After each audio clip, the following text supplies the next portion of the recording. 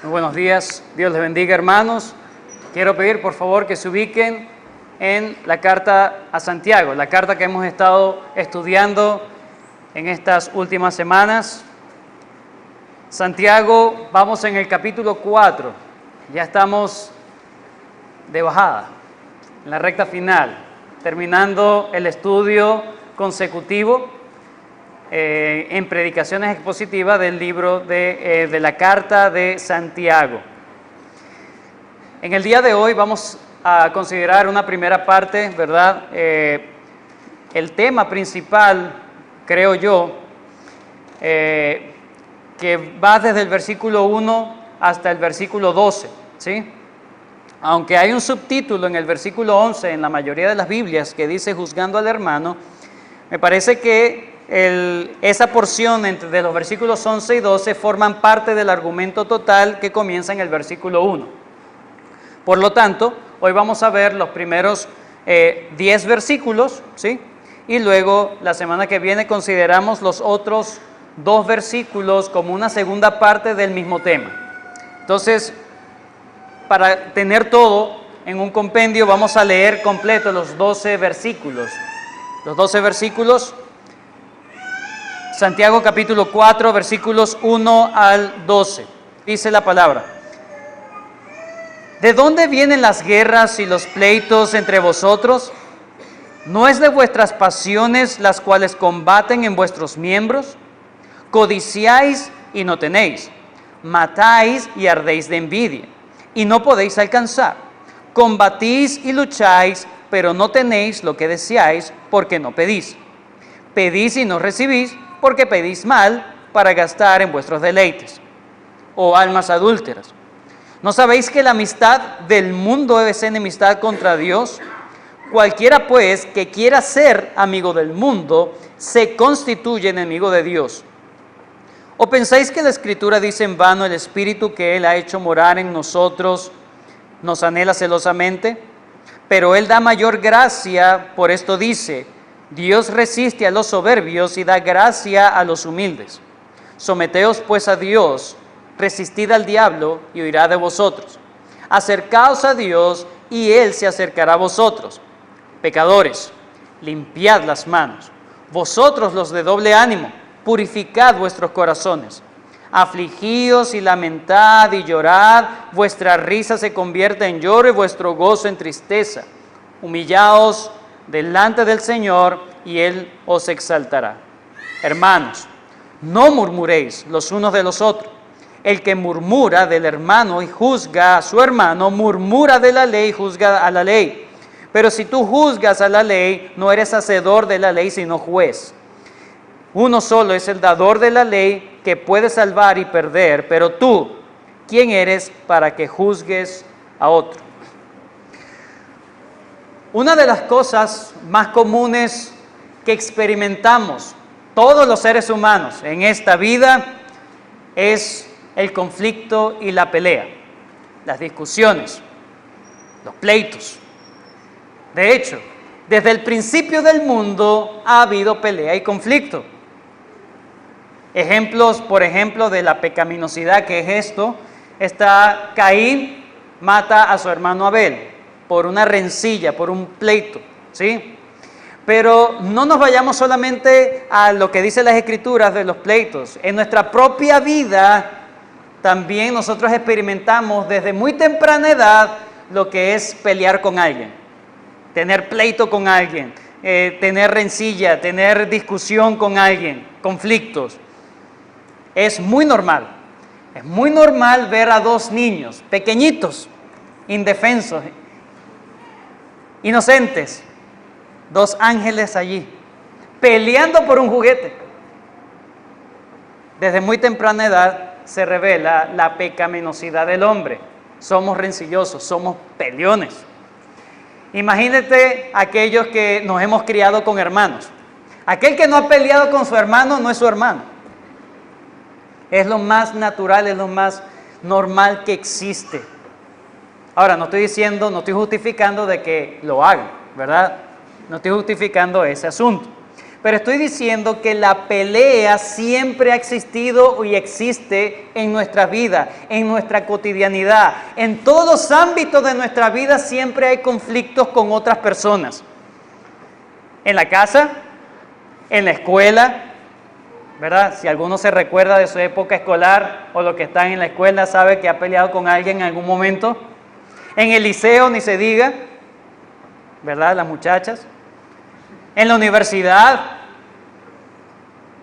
en el trabajo, peleas en el trabajo, conflictos. Y en esta sección, Santiago está acusando a su audiencia original de trasladar las peleas, los conflictos y tenerlos en la iglesia. ¿Cómo es posible que un asunto tan pernicioso, tan pecaminoso, esté presente en la iglesia? Ese es el punto de Santiago. Eso no es concebible.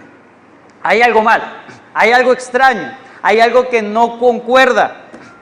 Recuerden, hermanos, que toda la carta de Santiago es exhortar a sus oyentes, a sus lectores, a que tengan una sabiduría no de este mundo, como lo dice la sección anterior, sino una sabiduría que desciende de lo alto. Esa sabiduría divina, que nos conduzcamos según los estándares divinos y no según los estándares del mundo. Santiago está muy preocupado por las personas que él está escribiendo, porque no se están conduciendo bajo los parámetros divinos. Él quiere que sus oyentes, sus lectores sean coherentes. Yo soy cristiano y me conduzco como verdadero cristiano. Él quiere que sean íntegros en su manera de vivir, es decir, que ellos vivan lo que prediquen. En la sección anterior, los versículos 13 al 18, lo recuerdo, versículos 13 al 18 del capítulo 3, Santiago ha dicho, ¿quién es sabio? ¿Quién de aquellos que se ponen como maestros? Versículo 1, capítulo 3. ¿Quién de aquellos que se ponen como maestros puede emanar sabiduría? Demuéstrela por su buena conducta, dice Santiago. Ahora lo que hace en el capítulo 4 en adelante es profundizar lo peligroso que es andar en los rudimentos del mundo. Lo peligroso que es, las implicaciones que tiene que alguien no le ponga cuidado a la sabiduría divina diciendo que es cristiano, sino que se conduzca bajo la sabiduría terrenal, animal y diabólica. Eso es profundizar ese pensamiento en el capítulo 4 en adelante. La estructura que vamos a ver en esta mañana, hermanos, es muy sencilla, muy sencilla. 2 puntos nada más, 2 puntos nada más. Número 1. Los versículos 1 al 6, Santiago va a exponer las causas de los conflictos. ¿Cuál es la causa de los conflictos entre los creyentes? Y en segundo lugar, los versículos 7 al 12, él va a dar la solución para dejar de tener conflicto entre los hermanos. Muy sencillo, ¿verdad? El sermón de hoy. Número 1, las causas de los conflictos entre los hermanos. Y en segundo lugar, la solución para evitar o quitar los conflictos entre los hermanos. Vayamos entonces estudiar los versículos 1 al 6. En esta sección entonces Santiago quiere hablar acerca de las causas. ¿Qué es lo que motiva a los conflictos de los cuales él ya los ha acusado anteriormente? Recuerden, en el capítulo 3, no podemos desconectarlo con los versículos anteriores. Capítulo 3, versículo 14. Pero si tenéis celos amargos y contención, ¿verdad? Ya le ha identificado su pecado. Ustedes andan en celos amargos, envidias y contención. Versículo 16. Porque donde hay celos y contención, allí hay perturbación, o como aprendimos, hay confusión, hay derrota. Están perdiendo la batalla si se conducen de esa manera. Ahora en el versículo 4 le va a decir, ¿de dónde nace ese corazón peleón? Ese corazón conflictivo. Ese corazón rencilloso, ¿de dónde nace? ¿De dónde viene eso? Y empieza entonces en el versículo 1 con una pregunta reflexiva en este caso. Fíjense, pone a su audiencia y llama la atención a su audiencia, le dice, por favor, recuerden o pónganse a pensar, reflexionen, ¿de dónde vienen las guerras y los pleitos entre vosotros? Ahora, fíjense que la pregunta no está dirigida a las guerras a nivel mundial, ¿sí? ¿De dónde vienen los conflictos bélicos, nación contra nación? No. Ahí dice, ¿de dónde vienen las guerras y los pleitos entre vosotros? La palabra aquí, guerra, se habla de un arsenal militar. Y él la usa para los conflictos entre los hermanos. Imagínense la intensidad de las peleas que habían allí. La intensidad, hermanos, es lo que está pasando allí. No es un roce entre los hermanos, no es una pequeña, me incomoda el hermano. No, es que están agarrados, como perros y gatos, como dicen. Están peleando literalmente, es una pugna de poderes. ¿De dónde vienen las guerras y los pleitos entre vosotros? Él comienza con esa pregunta reflexiva y la contesta con otra pregunta. Ahora es una pregunta retórica. Pregunta reflexiva. ¿De dónde vienen las guerras y los pleitos entre vosotros? Ahora les voy a responder, pero a manera de pregunta. ¿No es de vuestras pasiones las cuales combaten en vuestros miembros? A esa pregunta, a esa segunda pregunta, no queda otra manera de responder, sino con un contundente y llano sí. Sí, de ahí nace.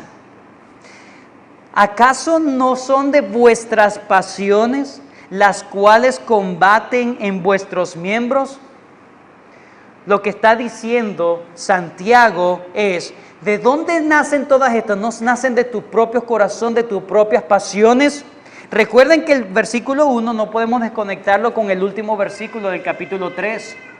En el capítulo 3, él acaba de decir, el último versículo del capítulo 3, versículo 18, dice, el fruto de justicia se siembra en paz para aquellos que hacen la paz. Lo que está diciendo es, los que siembran paz cosechan paz. Para los que son pacíficos, para los que aman la paz, ellos procuran la paz y eso hay una evidencia, hay una atmósfera pacífica. Pero en el versículo 1 lo que hace es, pero ¿cómo es posible que en la iglesia, entre los hermanos, no se esté evidenciando la paz? No se esté evidenciando la atmósfera de paz que se supone que los pacíficos están sembrando. Están sembrando otra cosa. ¿De dónde vienen las guerras y los pleitos entre vosotros? No es de vuestras pasiones. Lo que está diciendo Pablo es que esta situación de guerra, esta situación de pugna, es una situación seria. Ellos no están siendo pacíficos. Recuerden lo que enseñó el Señor Jesús en el Sermón del Monte. Bienaventurados los pacificadores. Y recuerden que la enseñanza de los pacificadores no es qué bonito aquellos que les gustan la paz. No. Es que los que son miembros del reino de Dios son pacíficos. Esas son las evidencias de aquel que es del reino de Dios, que es del pueblo de Dios. Busca la paz, busca que no haya conflicto entre él o entre sus hermanos. Y lo que dice ahí, versículo 18, se supone que esta es la atmósfera que se está esperando del pueblo de Dios y ustedes, lo que hay es entre ustedes guerra, pleitos y conflictos. ¿Por qué? Porque ellos son pasionales. Amor pasional, parece el nombre de una novela, ¿verdad? Pasión. ¿A qué se refiere la palabra pasión? No es de vuestras pasiones, la palabra pasión allí,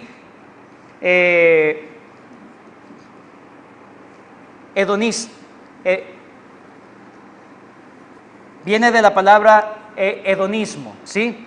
Pasión, hedonismo. Bueno, Se me olvidó la palabra en griego.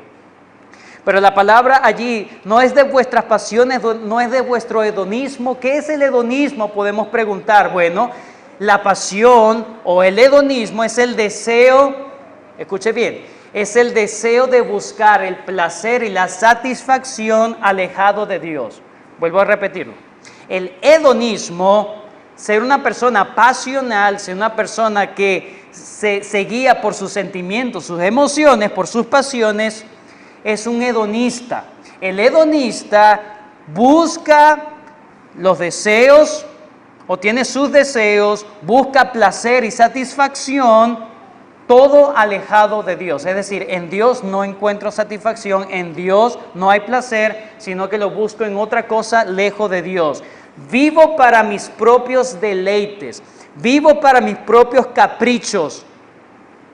Yo no soy capaz de ser humillado. Yo no soy capaz de ser manso, porque es que yo tengo que imponerme ante las otras personas. Yo no soy capaz, el hedonista dice, yo no soy capaz de dejar pasar por alto la ofensa. Proverbios capítulo 19.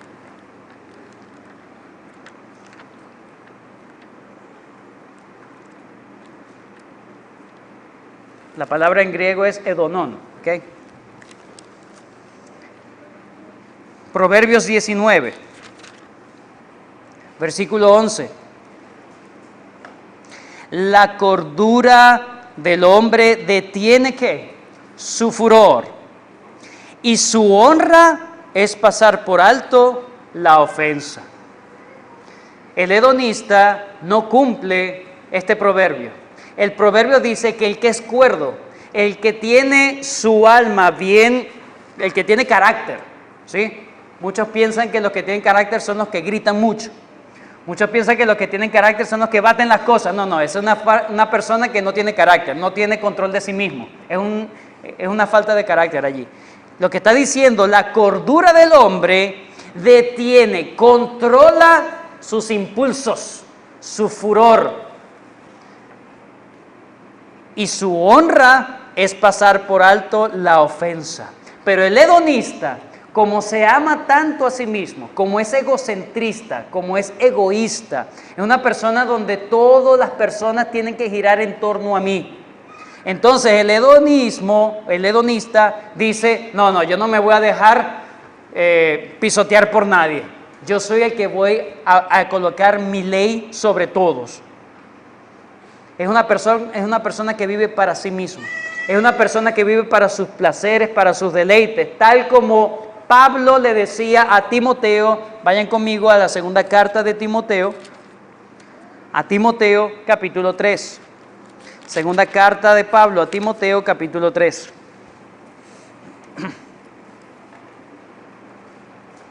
Hablando de los hombres peligrosos, a los hombres de los postreros días, dicen, tendrán hombres peligrosos. ¿Cómo son esos hombres peligrosos? Versículo 2. Segunda carta a Timoteo 3, capítulo 3, versículo 2. Porque habrá hombres que dice, amadores de sí mismos. Mire la característica que tienen aquellos que van según el mundo. Se aman a sí mismos. ¿Sí? Se aman a sí mismos. Avaros, vanagloriosos, soberbios, blasfemos, desobedientes a los padres, ingratos, impíos, sin afecto natural, implacables, calumniadores, intemperantes, crueles, aborrecedores de lo bueno. Versículo 4. Traidores, impetuosos, infatuados, amadores de los deleites más que de Dios. Para ellos la religión es insípida. Para ellos la religión no tiene sentido. Para ellos cualquier cosa, y en este caso todas las cosas son pecaminosas, son las que a él le deleiten, le satisfacen, aunque realmente nunca llega a ser satisfecho en esas cosas. Pero es una persona que siempre está en búsqueda del placer, de la adrenalina, de la emoción. Y es una persona, dice la palabra de Dios, de ahí, de ese corazón hedonista, egoísta, de ahí es que nacen las guerras y las peleas con sus hermanos. ¿Tienes tu pelea con algún hermano de la iglesia? No digas, él se quiere tanto a sí mismo que pelea conmigo. No. Yo tengo más amor a mí mismo que al cuerpo de Cristo. Debo menguar para que Cristo crezca, como dijo Juan el Bautista. Los versículos 2 y 3 es básicamente ampliar ese punto. Los versículos 2 y 3 de Santiago, capítulo 4. Él les va a decir ahora, miren a dónde los lleva sus pasiones. Miren hasta qué punto los ha traído sus pasiones. Codiciáis y no tenéis. Matáis y ardéis de envidia y no podéis alcanzar. Combatís y lucháis, pero no tenéis lo que deseáis porque no pedís. En los versículos 2 y 3, Santiago entonces le está diciendo hasta qué punto los está llevando su maldad, su pecado, su hedonismo, guiarse por sus pasiones, por sus deseos. ¿A qué los está llevando? Menciona varios pecados que están en contra de la ley. Número 1, ustedes llegan a codiciar. Y en el 10º mandamiento dice que no debemos codiciar. Están yendo en contra de la ley de Dios. Ustedes llegan a la codicia es por su corazón pecaminoso, por su corazón hedonista. Los acusa de ser transgresores entonces del mandamiento 10º, no codiciarás. También les llama la atención en que dice, codiciáis y no tenéis, matáis y ardéis de envidia. Matar. Ustedes quebrantan también el 6º mandamiento. Probablemente no se está refiriendo a que se estaban asesinando físicamente entre ellos, pero sí podemos asumir que como Santiago tiene en su mente el Sermón del Monte y los Proverbios, ¿verdad? Para escribir esta carta, podemos asumir que él está pensando como Cristo piensa en cuanto a la muerte o en cuanto al homicidio, en cuanto a matar a otra persona. Mateo capítulo 5. Mateo capítulo 5. ¿Qué dice el Señor en cuanto a matar? No matarás. Mateo 5, versículo 21. Oíste que fue dicho a los antiguos, no matarás. Cualquiera que matare será culpable de juicio. ¿Qué dice el Señor? Pero yo os digo que cualquiera que se enoje contra su hermano será culpable de juicio, y cualquiera que diga necio a su hermano será culpable ante el concilio, y cualquiera que le diga fatuo quedará expuesto al infierno de fuego. El pastor Luis habló muy bien en cuanto a esto, ¿verdad? Hemos entendido que estas palabras no es simplemente decirle a alguien necio, ¿verdad? Este sí es necio, de manera ligera, no. Era una palabra que salía deseándole algo malo a las personas, deseándole la muerte misma. Bueno, eres un corazón homicida. ¿De dónde vienen esos pleitos? Ese corazón homicida no es de vuestras pasiones, no es que te estás dejando dominar por tus propios sentimientos, no te estás controlando.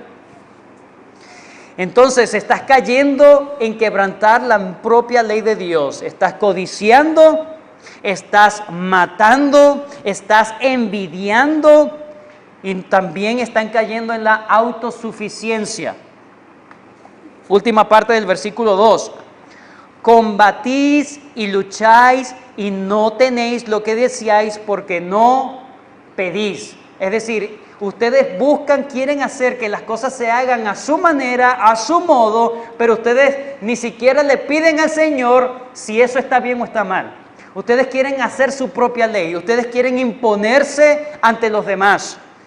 Ustedes combaten, ustedes luchan para que se hagan y se coloquen sus deseos por delante de Dios. De hecho, ni siquiera le piden a Dios sabiduría ni dirección en sus asuntos. Ni siquiera le piden al Señor, Señor, si esto es conforme a tu voluntad, que esto se haga. No. No hay piedad allí. Hay autosuficiencia, arrogancia. Aquí ha llegado al propio corazón de la carta Santiago. Él ya desde hace rato le está diciendo, Cuando estén en problemas, no empiecen a vociferar, ¿verdad? A echarle la culpa a Dios, eso no está bien. Con sus hermanos no sean parciales, tienen que ser imparciales, traten a todos bien. Ellos han estado haciendo cosas muy malas. Si tú ves a tu hermano que está pasando necesidad, dale. Si tú tienes la oportunidad de ayudar, ayuda a tus hermanos. Pero todo esto son simples ramificaciones del problema interno. ¿Cuál es? Amarse a sí mismo. Se están amando a sí mismos. Ellos ni siquiera quieren que se haga la voluntad de Dios. No oran como el Señor Jesús. Hágase tu voluntad. No, ellos dicen, Señor, que se haga mi voluntad. Que se haga mi propósito, mi voluntad. Que se haga lo que a mí me gusta. Y si a mí no me gusta, me pongo bravo. Está llegando el problema. El problema es que ellos están viviendo para sus deleites y sus placeres.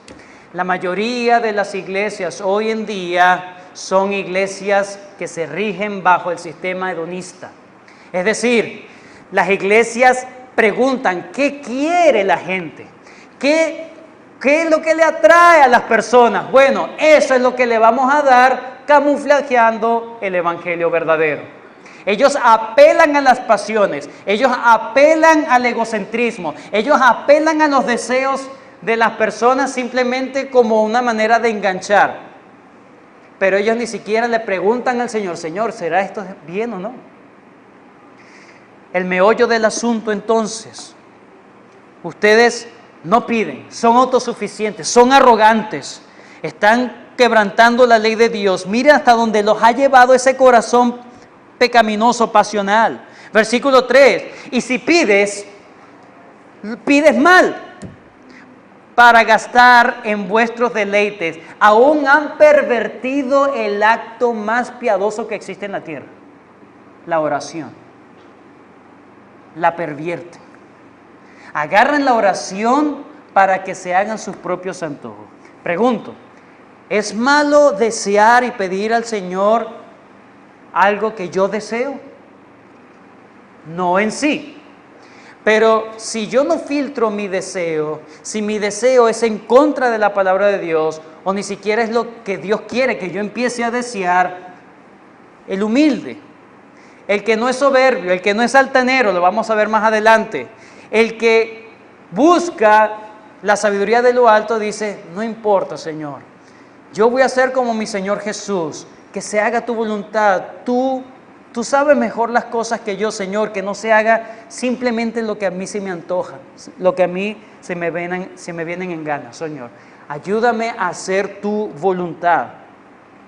Pedís y no recibís, porque pedís mal para gastar en vuestros deleites. Algunos sugieren que cuando dice porque no pedís, no solamente está diciendo que no dejan de orar, no. Es que la oración ni siquiera está dirigida a Dios.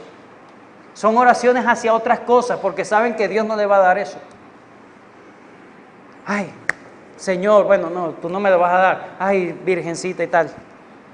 Se encomiendan a otras cosas a ver si les funciona. No piden al que deben pedir. Y si le piden bastante mal, porque piden para sus propios deleites, para gastar en vuestros deleites, personas que se aman a sí mismos. De ahí vienen los conflictos y las peleas. Y el versículo 4 es una sentencia. Después de dar las evidencias, es como si los hubiese colocado en un juicio. Te voy a decir cuáles son las evidencias y ahora vamos a sentenciar. Según las evidencias, has quebrantado este mandato, eres así, así, asado. Eso significa tus obras, tus frutos, lo que estás evidenciando, significa entonces que eres un adúltero de corazón. Dice versículo 4, oh almas adúlteras, ¿no sabéis que la amistad del mundo es enemistad contra Dios? Lo que está haciendo Santiago es, miren la implicación que tienen sus actos. Ustedes con sus actos, codiciando matando en su corazón a sus hermanos, ardiendo de envidia, buscando que se hagan sus propios deleites, ustedes no se están dando cuenta de lo que eso implica. Que ustedes están amando a otra cosa y no a Dios. Ustedes están adulterando en sus corazones. Ustedes se están constituyendo enemigos de Dios. Al constituirse amigos del mundo, se constituyen automáticamente en enemigos de Dios. No hay un punto gris, no hay un punto intermedio. El que se hace amigo del mundo, el que simpatiza con el mundo, se le da la espalda a Dios. ¿A qué mundo se está refiriendo allí Santiago? Bueno, el mundo podemos tomarlo como la filosofía que maneja el mundo, los intereses que tiene el mundo, los valores, las prioridades, las costumbres que tiene el mundo, que son realmente alejadas de lo que Dios quiere. Cuando tú piensas como el mundo, te deleitas con las cosas del mundo, quieres que las cosas del mundo se hagan en tu vida, tú eres un enemigo de la fe, eres un enemigo de Dios. No te puedes llamar creyente, no te puedes llamar cristiano, porque el cristiano se levanta en contra del mundo precisamente para no someterse al mundo, sino para someterse al Señor, a Dios. Oh almas adúlteras. ¿Qué es un adúltero? Un adúltero, o la causa del adulterio, es el egoísmo, el corazón egoísta. La persona no piensa en la pareja, no piensa, ¿verdad? Si piensa en su propia satisfacción. Si esta persona no me da lo que yo quiero, entonces simplemente lo desecho, lo boto. No me da lo que simplemente a mí me gusta. Entonces busco otras maneras para satisfacer mis deseos caprichosos. Simplemente lo desecho, aunque tengo un pacto delante de Dios con esta persona. No me importa el pacto, no me importa la persona, no me importa la sociedad, no me importa los hijos, no me importa quién quede herido en este asunto. Lo que me importa es mi felicidad. Hedonismo. Hedonismo. Y esta frase, almas adúlteras, la palabra adulterio en el Antiguo Testamento siempre se aplicaba al pueblo de Dios y no a los gentiles, hermanos. John MacArthur declara lo siguiente, muy interesante lo que él dice. Él dice, en ninguna parte de la Biblia emplea los términos adúltero o adúltera haciendo referencia a los gentiles, porque solo Israel tenía una relación de pacto con Dios, al que podían ser infieles, así como los esposos y esposas tienen el pacto del matrimonio. Dios no reprochaba la actitud de Moab, de los egipcios, de los asirios. No, ellos no eran nada para Dios, era su propio pueblo. Y su propio pueblo siempre les llamaba la atención, y en las Escrituras usted va a ver muchas referencias a que Dios les llama adúlteros de corazón. Y esa misma frase se lo aplica a Santiago al pueblo de Dios que él estaba escribiendo en ese momento. ¿Quién es un adúltero? Aquel que quiebra el pacto que tiene, que transgrede el pacto. Si tú estás en pacto con Dios y te estás haciendo amigo del mundo, Dios te dice, eres un adúltero. No es cualquier cosa. Las actitudes, la manera en cómo te conduces, está testificando quién realmente eres. O eres amigo del mundo, o quieres hacer las cosas del mundo, o eres amigo de Dios y te rebelas contra el mundo. Cuando alguien que dice ser creyente, hermanos, ama más al mundo, piensa más en el mundo, se deleita más en las cosas de este mundo, olvídese, bájese de esa nube. Usted no es creyente, usted es un mundano, un pecador, alguien que necesita arrepentirse. Le dice, versículo 4, oh almas adúlteras, ¿no sabéis que la amistad del mundo es enemistad contra Dios? Cualquiera pues que quiera, y es un asunto del corazón, hermanos, No es porque me movieron, no es porque las circunstancias, no, es que yo quiero. Es un asunto del corazón. Quiera ser amigo del mundo, entiéndalo bien.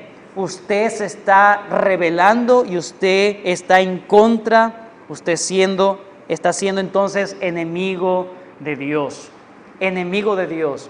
Primera de Juan, capítulo 3. Es lo mismo que enseña el apóstol Juan. Primera carta de Juan, capítulo 3, versículos 10 al 16, dice: en esto se manifiestan los hijos de Dios y los hijos del diablo. Todo aquel que no hace justicia y que no ama a su hermano, ¿es un cristiano carnal? No, olvídese, no es de Dios. Porque este es el mensaje que habéis oído desde el principio, que nos amemos unos a otros. No como Caín, y fíjense la referencia que hace Juan, no como Caín, que era del maligno y mató a su hermano. ¿Y por qué causa le mató? Porque sus obras eran malas y las de su hermano justas. Hermanos míos, no extrañéis si el mundo os aborrece. Nosotros sabemos que hemos pasado de muerte a vida. ¿Cómo lo sabemos? En que amamos a los hermanos. El que no ama a su hermano permanece en muerte. Y Santiago está diciendo, ¿de dónde surgen estos pleitos, estas guerras? Pero lo que ustedes tienen no solamente son roces, simples roces. No, es que ustedes prácticamente se odian. ¿Qué es eso? Hay algunos de los dos bandos que no han nacido de nuevo. O los dos bandos, ninguno se ama. No han nacido de nuevo. Le estoy hablando a unos incrédulos que se creen creyentes. Y eso es peor. Se están autoengañando. Versículo 5. Hermanos, el versículo 5 es uno de los versículos más difíciles de interpretar en todo el Nuevo Testamento. O uno de los más difíciles. No voy a decir el único. Pero uno de los más difíciles de interpretar. ¿Por qué? Número 1. Porque dice, ¿o pensáis que la Escritura dice en vano, el Espíritu que Él ha hecho morar en nosotros nos anhela celosamente? Ahí dice Santiago, ¿pensáis que la Escritura dice en vano? Y lo que dice luego, el Espíritu, ¿verdad?, que Él ha hecho morar en nosotros nos anhela celosamente. Cuando usted busca las Escrituras, hasta el Nuevo Testamento, Antiguo Testamento, no hay ninguna referencia a eso. Es decir, es como que, ya va Santiago, tú dices que la Escritura dice eso, pero no lo encuentro en ningún lado de las Escrituras. Revise bien su Biblia y no encontrará esta frase directamente. Entonces, hay una dificultad allí. ¿Cómo interpretamos eso? O sacamos eso. La segunda dificultad de este versículo 5 dice el Espíritu, y ese Espíritu lo colocan con E mayúscula, ¿lo ven? Como si hiciese referencia al Espíritu de Dios. El Espíritu que Él ha hecho morar en nosotros nos anhela celosamente. Entonces, una lectura llana podría decir, bueno, porque Dios nos ama tanto y como Él es celoso, en Éxodo dice, Dios es celoso, entonces Él quiere que hagamos su voluntad porque Él es muy celoso. Bueno, lo cierto es que este es uno de los versículos bastante difíciles, pero vamos a ponerlo en dos puntos principales para entender lo que significa el versículo, ¿sí? Número 1, el hecho de que no sea una cita directa no quiere decir que el compendio general del Antiguo Testamento enseñe esa verdad, ¿sí? Enseñe esa verdad. Lo que Santiago está diciendo no es una cita directa. O pensáis que la Escritura dice en vano, es decir, o no recuerdan que la enseñanza de las Escrituras dice esto o enseña esto, el compendio general, lo vemos en varias cosas de las Escrituras, no de manera directa, sino implícita o indirectamente. Eso es lo primero que debemos mencionar del versículo 5. Y lo segundo, el Espíritu que Él ha hecho morar en nosotros nos anhela celosamente. Si ahí dijera el Espíritu de Dios, sería la única referencia que hace Santiago en toda su carta del Espíritu Santo. Sería la única. Y lo coloca allí y no expone, no hay un estudio más exhaustivo. ¿Qué es lo que quieres decir con eso? ¿Qué es lo que quieres decir tú con eso, Santiago? Porque no entiendo muy bien si es el Espíritu de Dios. Algunos intérpretes señalan que la palabra espíritu allí no debería ir con mayúscula, haciendo referencia al Espíritu Santo, sino en minúscula, como referencia al espíritu del hombre mismo. Y debería leerse más o menos así. ¿O no recuerdas que la Biblia enseña que el espíritu del hombre, que es dado por Dios, ese espíritu nos anhela celosamente, ese espíritu cuando habla de anhelar, habla de atraer, de seducir, de que quiere que hagamos su voluntad, de que no quiere que seamos libres, sino que quiere vivir en sus caprichos? Y es básicamente lo que Santiago está diciendo. Además, el versículo 6 también es otra referencia, ahí sí es un proverbio como tal, el Proverbios 3:34, y ese proverbio lo usa en contraposición con el versículo 5. ¿Sí? Pero Él da mayor gracia. Entonces el versículo 5 no puede hablar del Espíritu Santo porque esa es la gracia de Dios. Entonces Él dice, ese Espíritu que Él ha hecho morar en nosotros, lo que enseña las Escrituras, no te das cuenta que ese Espíritu quiere que hagamos sus deleites. No te das cuenta que ese Espíritu que Dios ha hecho morar en nosotros está perverso. Quiere seducirte y que hagas su propia voluntad. Pero, versículo 6, y ahí sí hay una referencia clara a Proverbios capítulo 3, versículo 34, pero Él da mayor gracia. Tú necesitas de la gracia de Dios para no hacer los dictados de tu propio corazón. Tú necesitas de la gracia de Dios porque tu propio corazón es celoso de que tú hagas lo que a Él se le ocurre. Él da mayor gracia, por esto dice, Dios resiste a los soberbios y da gracia a los humildes. Es muy interesante lo que dice Santiago, porque básicamente está diciendo, le está diciendo en primer lugar a su audiencia original y a todos nosotros, número 1, las Escrituras enseñan. Recuerda que todas las Escrituras enseñan que perverso es nuestro corazón, y eso no nos va a dejar tranquilos. Él nos quiere mantener cautivos a sus propios deseos. Y si tú vives según tus deseos, tú eres un soberbio, eres un altivo. Tú necesitas la gracia de Dios para ser un humilde, alguien que en vez de refugiarse en su corazón, se refugie en los asuntos de Dios. Ninguno puede hacer por su propia fuerza. Nuestro espíritu no nos quiere dejar. Pero Él da mayor gracia. Dios resiste a los soberbios y da gracia a los humildes. En síntesis, entonces, para terminar la primera parte, recuerden que es versículo 1 al 6. La causa de los conflictos entre los creyentes. Número 1, ¿qué podemos aprender? La causa es que los creyentes se dejan dominar por sus pasiones. Son creyentes sensuales. Sensuales no porque se visten provocativamente. La palabra sensual es que viven por sus sensaciones, sus deseos, ¿sí? Pero y lo que dice es, ¿qué implica eso? Que vivas bajo tus deseos, bajo tus consideraciones personales, tus caprichos, que te estás constituyendo un enemigo acérrimo de Dios. Pero Dios dice, Él da gracia al que se humilla. Hay una esperanza aún en medio de aquel que se está rebelando en contra de su Señor, si es que es su Señor. Lo segundo que dice entonces Santiago, para terminar, la solución para dejar de ser un soberbio y ser un verdadero humilde.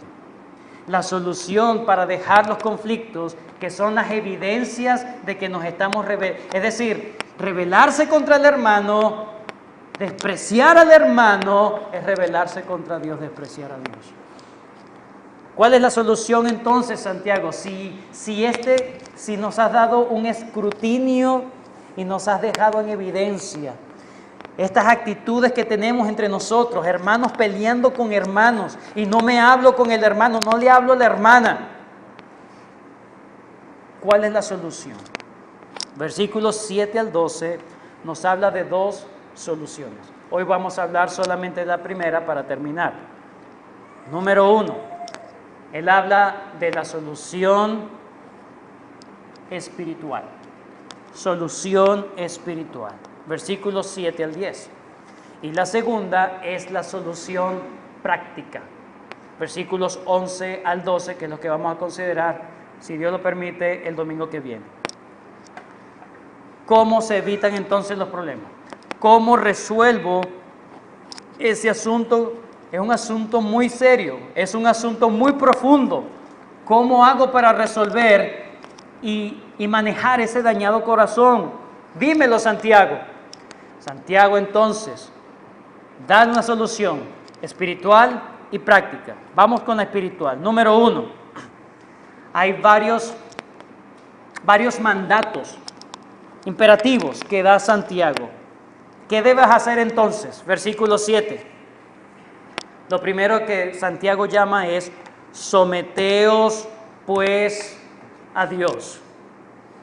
En consideración de todo lo que ha dicho Santiago, de que ese conflicto, esas peleas entre los hermanos, esas peleas son una evidencia de que te estás levantando en contra de Dios.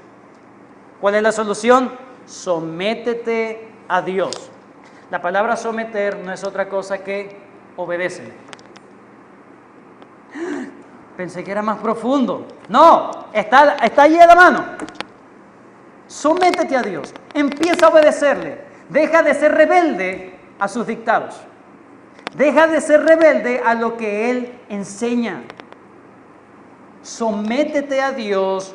La palabra allí tiene que ver con someterse voluntariamente, reconociendo el rango, la autoridad del superior.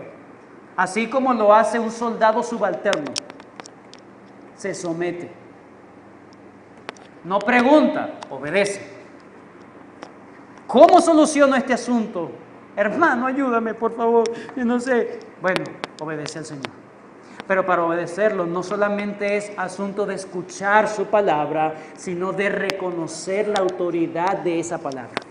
Reconocer quién me lo está pidiendo. Reconocer quién me está diciendo este asunto.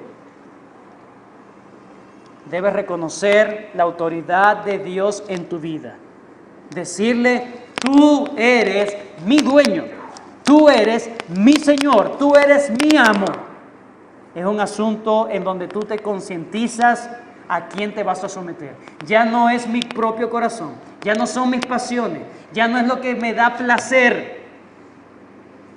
No, ya eso no me domina. Ahora quien me domina es Dios. Someteos pues a Dios. Segundo mandato: resistid al diablo. Por fin menciona al diablo. En todo este asunto el diablo no había aparecido. Ahora sí.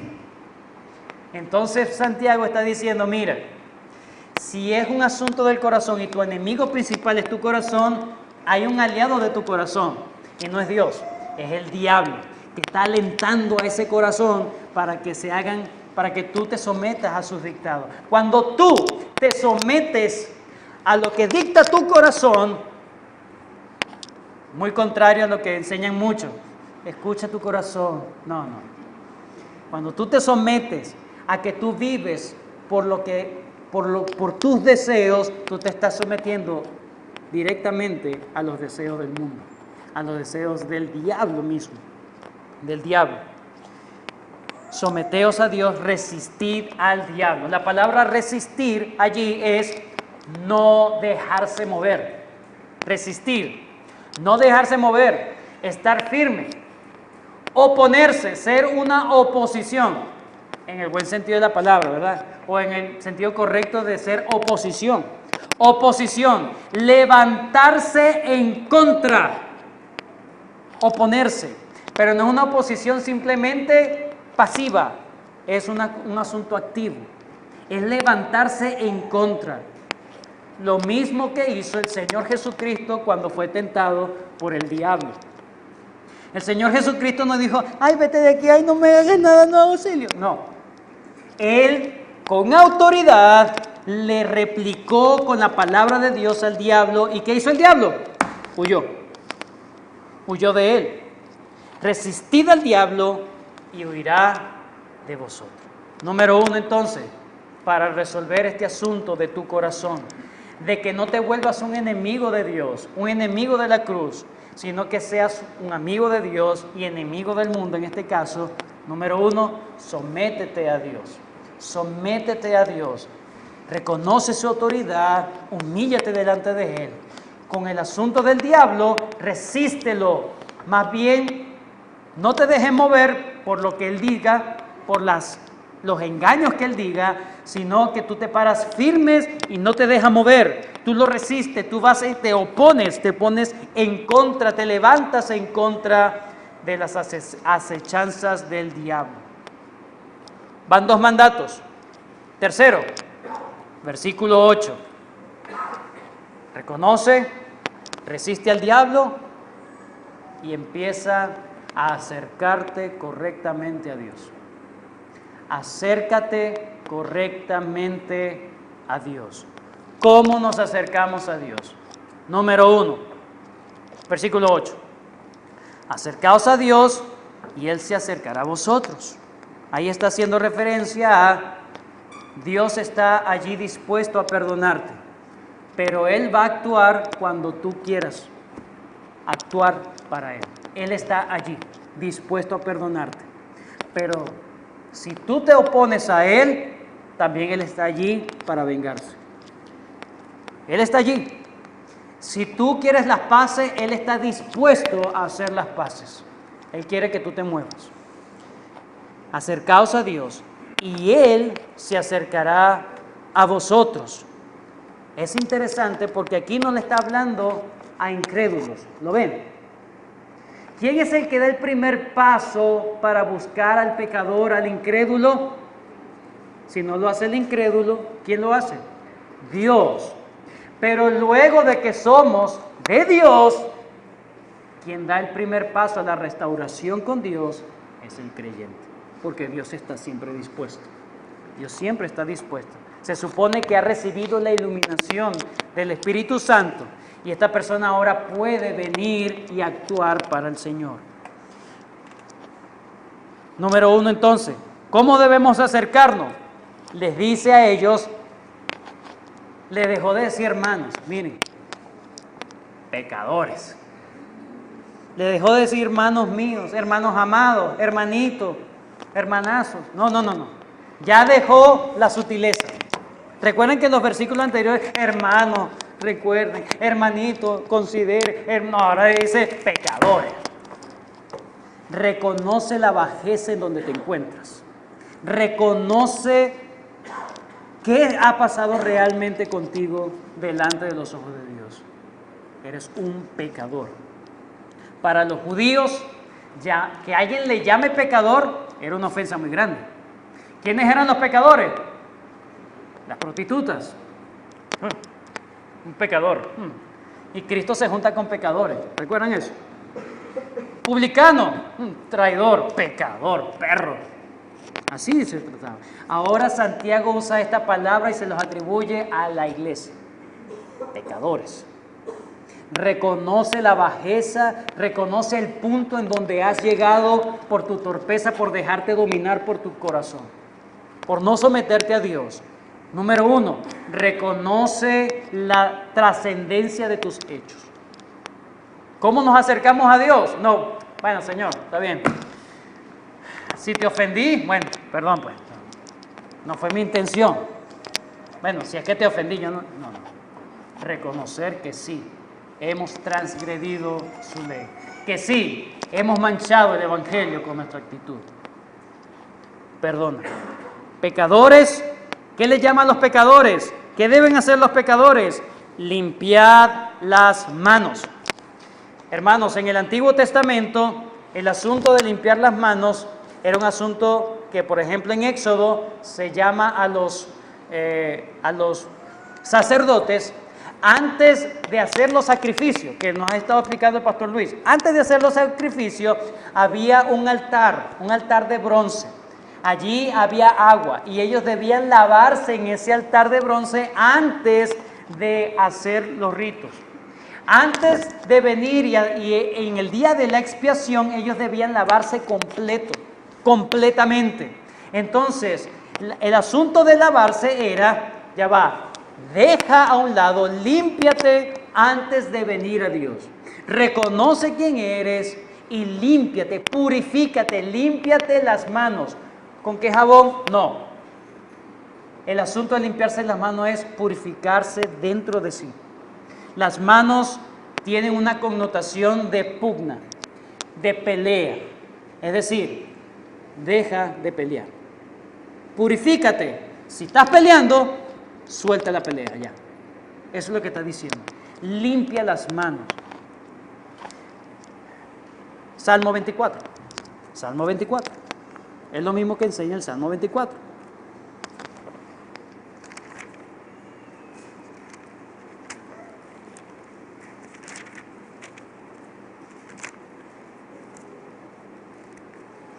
Salmo 24, versículo 3. ¿Quién subirá al monte de Jehová y quién estará en su lugar santo? ¿Qué dice? El limpio de manos. El limpio de manos. Y en primera carta a Timoteo, capítulo 2, primera carta de Timoteo, capítulo 2, versículo 8. Quiero pues que los hombres oren en todo tiempo levantando manos santas, sin ira ni contienda. Es decir, suéltalo, déjalo. ¿Cómo se lavan las manos? Dejando de pelear. Decide no pelear más, lo que está diciendo. Pecadores, tú que has llegado a este nivel, porque te estás dejando dominar por tus pasiones, deja la contienda ya. Deja de pelear. Deja de empuñar tus manos. Así se lavan las manos. En segundo lugar, ¿cómo se acerca uno a Dios?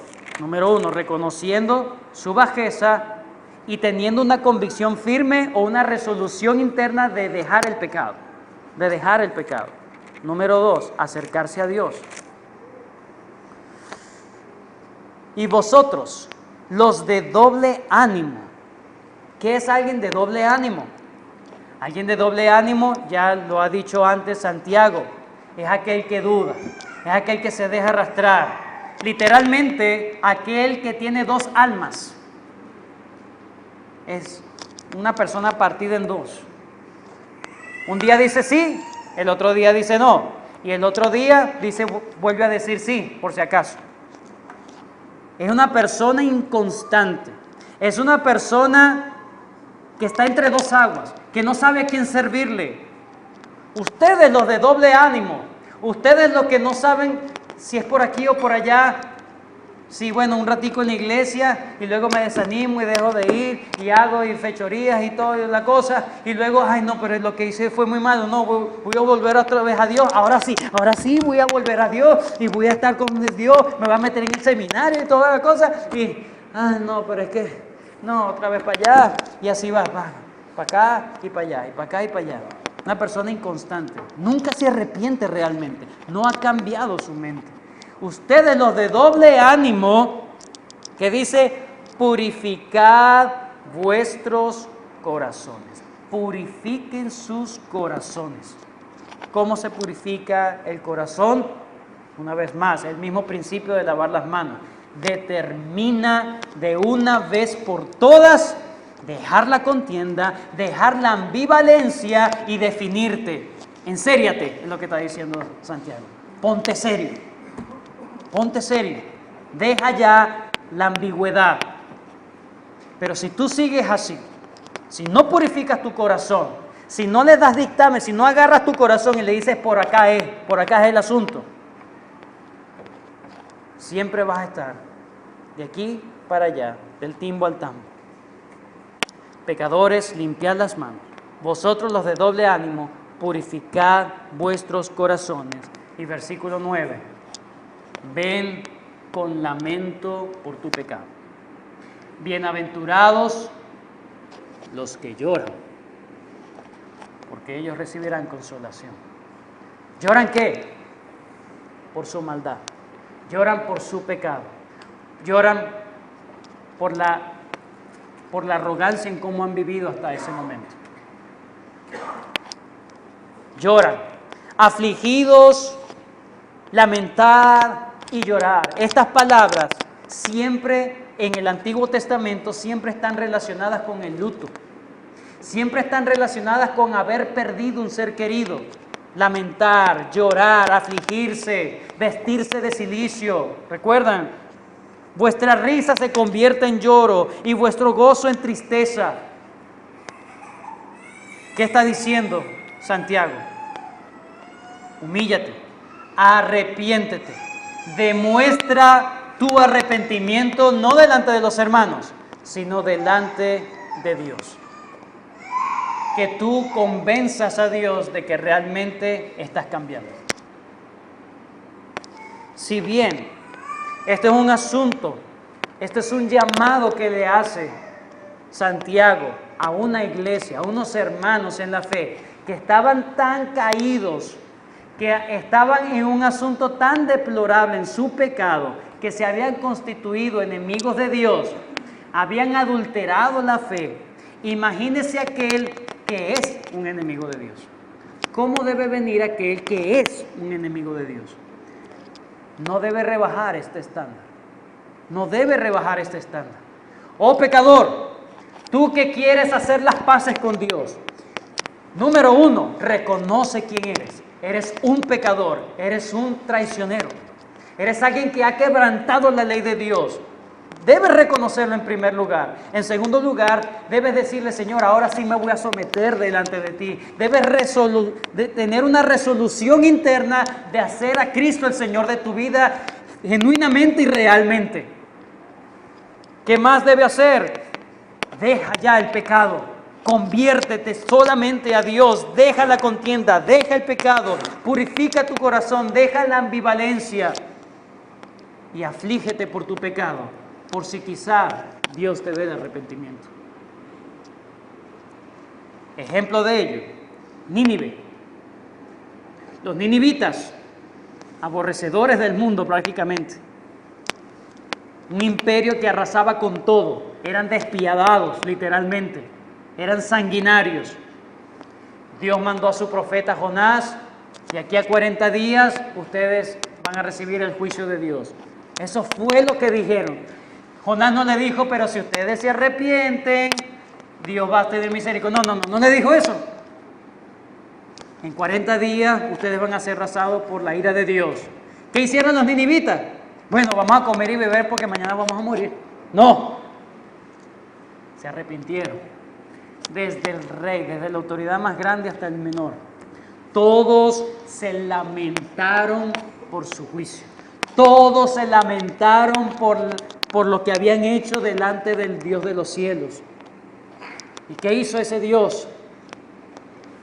Grande en misericordia. Fue grande en misericordia. Lento para la ira, grande en misericordia. Pero ¿qué hubiese pasado si ellos no se arrepentían? Esa ira iba a llegar lentamente, pero iba a llegar. Así como este último huracán. Lo peor del último huracán que hubo, que pasó por Bahamas, lo peor de ese huracán es que iba a paso lento y causaba más destrozos que otros. No era un asunto, una ráfaga y listo, no. Es que iba y se detenía y causaba más y más estragos. Si tú no vienes, reconoces tu pecado delante de Dios. Si tú no vienes y no te enserias con Dios, no le pides perdón y no te lamentas, por si quizás Dios tenga misericordia, me perdone. Si no lo haces, peor será para ti. Porque su ira vendrá inevitablemente. Inevitablemente. Ahora, el llamado no es huye de la ira de Dios. No. El llamado es ama a Dios, sométete a Dios. Eso es lo que Dios quiere para ti. Dios es bueno y misericordia. Humillaos delante del Señor y Él os exaltará. Recuerden que ellos estaban buscando protagonismo, exaltación. Eran hedonistas. Les gustaba que los vieran. ¿Tú quieres eso? Dios te va a dar algo mucho mejor. Dios mismo. Es un llamado al arrepentimiento. No solamente para el incrédulo. Es un llamado al arrepentimiento para el pueblo de Dios de cómo están dando en su vida cristiana. Que el Señor nos ayude, nos asista con su Espíritu Santo. La semana que viene veremos cuál es la solución práctica que da Santiago en este asunto. Pecadores, lavad vuestras manos. Los de doble ánimo, purificad vuestros corazones. El Señor, el que ve arrepentido, va a tener misericordia. No te levantes en contra de Dios más. Depón tus armas, arrepiéntate y humíllate delante de Dios. Él ha prometido misericordia y perdón. Gracias, Señor, por este momento. Gracias por la bendición que me has dado de poder compartir tu palabra. Bendice la audiencia, Señor, de manera que tú selles tu palabra y que estos estándares, Señor, que tú enseñas en tu palabra de cómo debemos acercarnos cuando hemos pecado, que no se nos olvide, Señor. Que no es un asunto simplemente de decir perdón, es un asunto de que debemos dolernos por haberte ofendido. Es un asunto donde debemos lamentarnos, llorar profundamente por haberte ofendido y por habernos levantado como enemigos tuyos, Señor. Perdónanos, Señor. Y aquellos que están siendo ya enemigos de la fe, que nunca se han arrepentido de sus pecados, ten misericordia, que ellos vengan y vean, Señor, que hay esperanza de perdón y salvación. Tuya sea la gloria por los siglos de los siglos. Amén.